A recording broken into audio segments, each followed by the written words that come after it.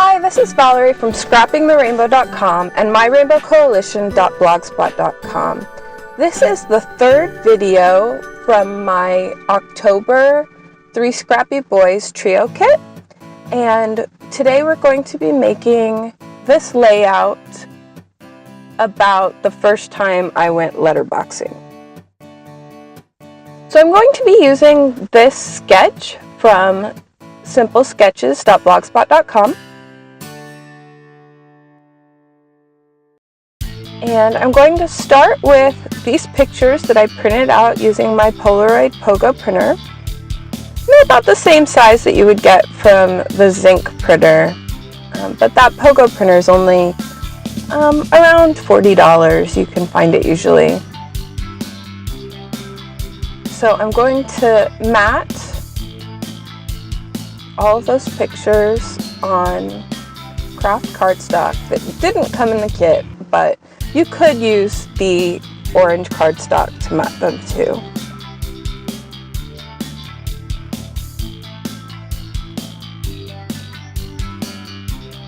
I'm just cutting the mats down to size.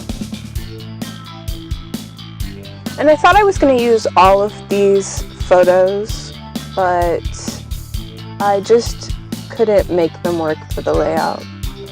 Now, if you don't know anything about letterboxing, the basic idea is it's a scavenger hunt where you're going to find other people's stamps that they've left in various places out in the environment, and you leave a stamp in their book that's left there, and you use their stamp to stamp in your book. So what I've just stamped is the stamp that I created for my friend Maggie and I using my silhouette and the stamping material.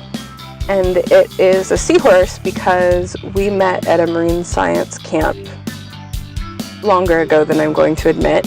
I figured a seahorse would be a fitting stamp for us to use.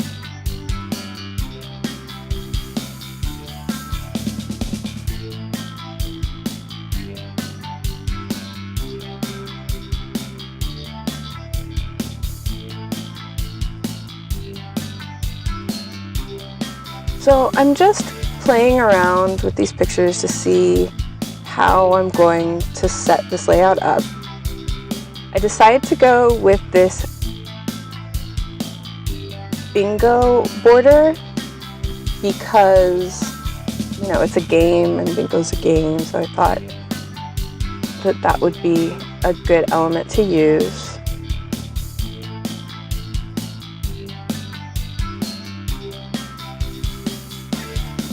So then I looked at possibly using this banner to go, or this border to go on top of that, and I just didn't like how it worked out. I didn't feel like it had enough contrast. So I went back to that yellow paper and cut a little strip from that and snipped off the ends at an angle.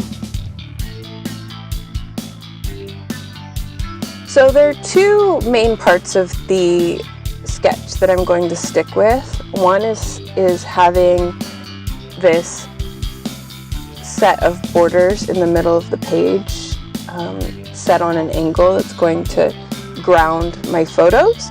And the other thing is that I'm going to have a cluster of embellishments at the bottom right. But other than that, I'm really starting to diverge from the sketch. So I decided that that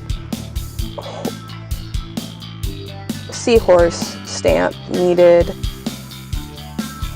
to have a little more contrast, so I took some of the orange cardstock from the kit and matted it out. I decided I was having too much trouble trying to do the mats with paper cutters, so I would just use scissors.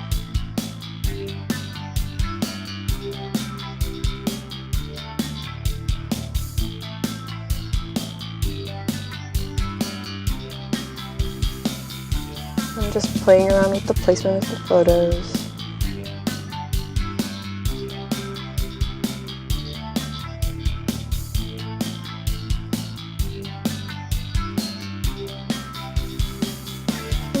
takes me a while to decide where I'm going to want to put everything.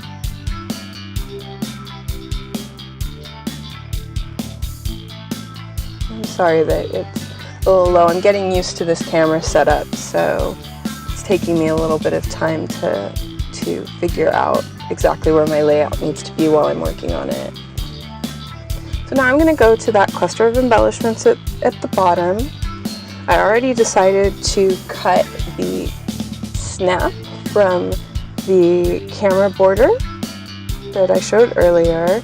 I'm going to use that down there, and so now I'm looking for some things that I can use to ground that cluster of embellishments.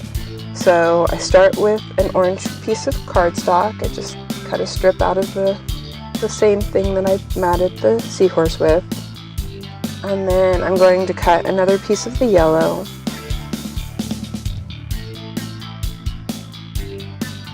And those are what I'm going to use to ground that cluster of embellishments at the bottom.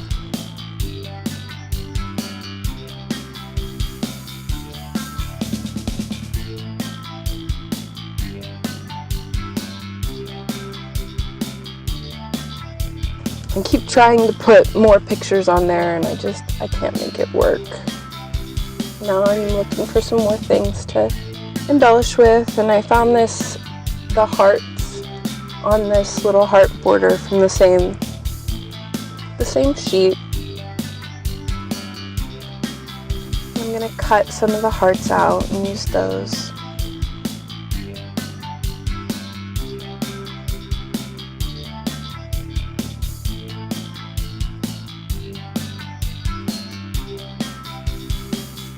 Now I don't have a paper piercer, so sometimes if I have a brad that I want to use, it's going to have to go through more than one layer. Then I will cut the back off with some wire cutters and then just glue it down with some hot glue or glossy accents.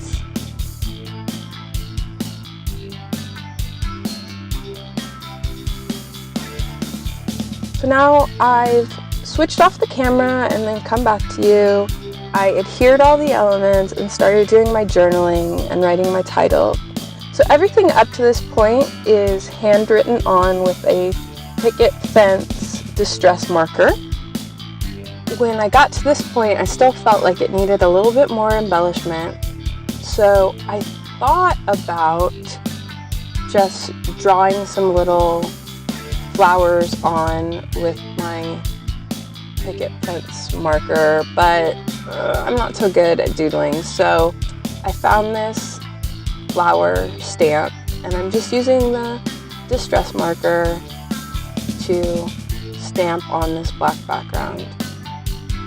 And all you do is draw on the stamp with the distress marker and then you just breathe on it to re-wet the ink and then stamp, and it comes out just fine. And you'll see that as it dries opaque, but it goes on clear.